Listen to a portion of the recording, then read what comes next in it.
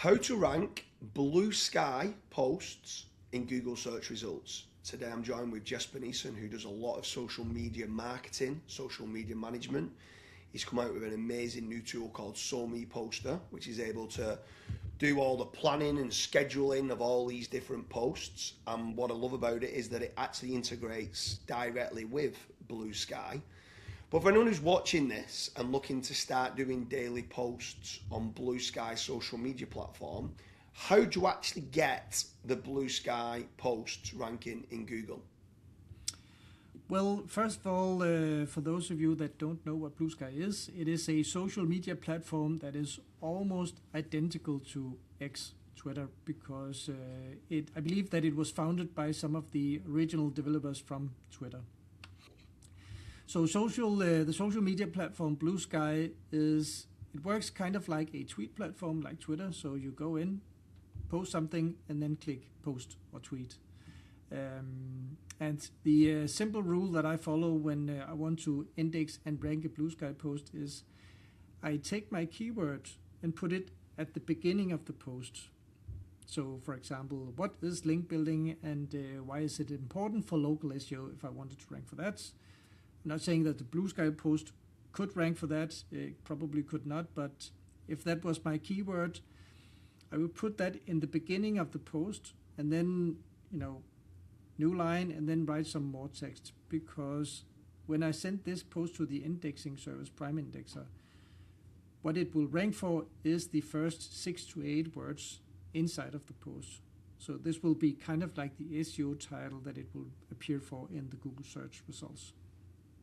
And then directly underneath that, if that's a question, you'll do like a semantic triple answer to that question, the title tag.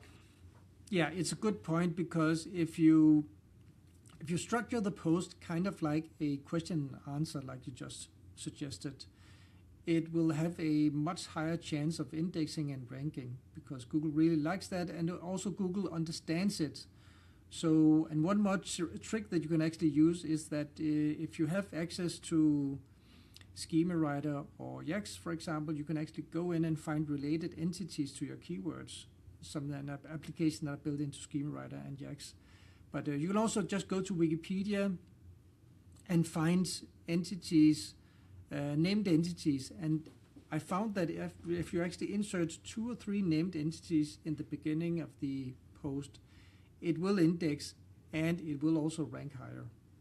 Because it seems like Google is using these NLP models, the neural linguistic, not programming, but they're using AI to understand what you're talking about, and they are mapping the named entities in their model to understand and find out where can you index and where can you actually rank. Yeah. Does this make sense? Yeah, for sure. So obviously entity optimization, by getting more entities on the page or in the status, the better it can be. With regards to ranking Blue Sky posts in Google search results, do you use hashtags? Now, I do remember when I first started on Blue Sky, hashtags used to be all the rage. So you used to be able to click on the hashtag, it creates a new page. You can then get all the information put on there as well. The hashtag URL can index. So it can be multiple ways of feeding the AI overview with your information. Are you using hashtags on the post, or do you find that it doesn't help with indexing or ranking? I do use hashtags, but not for the purpose of helping it to index and rank. I think that we talked about this in a previous episode, that some of the social media, they have when Google visits some of the social media, Google will actually look at your hashtags and then convert the hashtag into the SEO title. I know that's the case for LinkedIn, and it seems that they kind of like just switched it up also with Facebook with regards to the hashtags, but sometimes Google is actually reading these hashtags. So when it comes to Blue Sky, if you want your post to index and rank for your keywords, then I would not use hashtags actually, because there is a chance that Google will actually just use that as the SEO title, and you don't want that typically.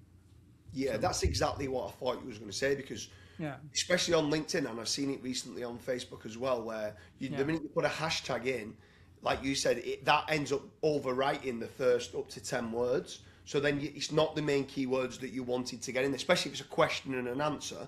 Now it no longer becomes the question of what it's trying to rank for, and then it's all kind of out of sync. But is there anything, how do you find Bluesky works for indexing? Does it index okay? Does it not? And how does it compare? You said it was the developers from Twitter, or now X. How do you think Bluesky compares to X? I think that what I see is that when you're inspecting the Bluesky domain, it doesn't have this domain authority as the X domain has.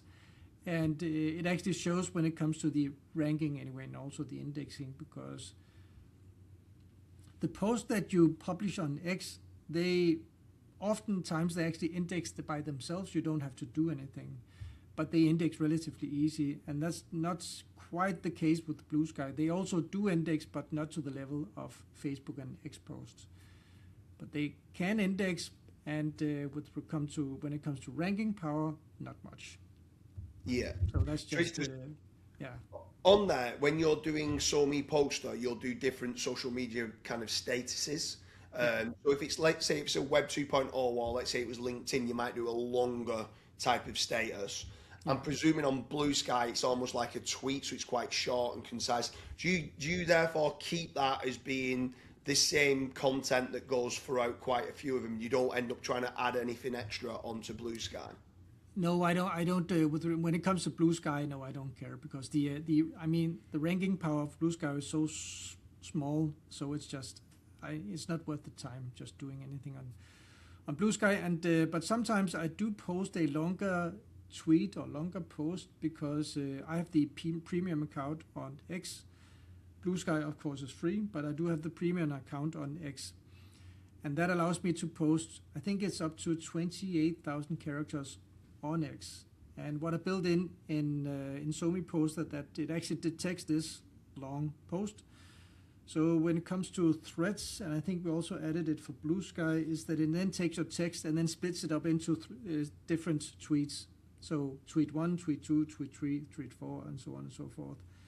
So I think that's nice when it comes to threads and Bluesky, that you can have these long series of tweets connected. Yeah, that's good. And then with regards to images or videos, do you ever put any images on Bluesky? No.